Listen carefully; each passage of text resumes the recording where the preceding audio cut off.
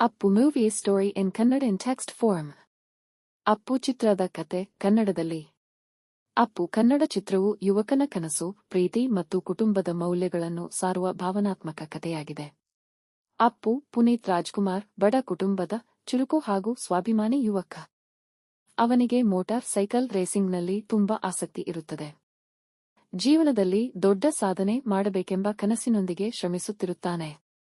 ಒಂದು ಸಂದರ್ಭದಲ್ಲಿ ಅವನು ಶ್ರೀಮಂತ ಮನೆಯ ಹುಡುಗಿ ಸುಚಿತ್ರಾಳನ್ನು ರಕ್ಷಿತಾ ಭೇಟಿಯಾಗುತ್ತಾನೆ.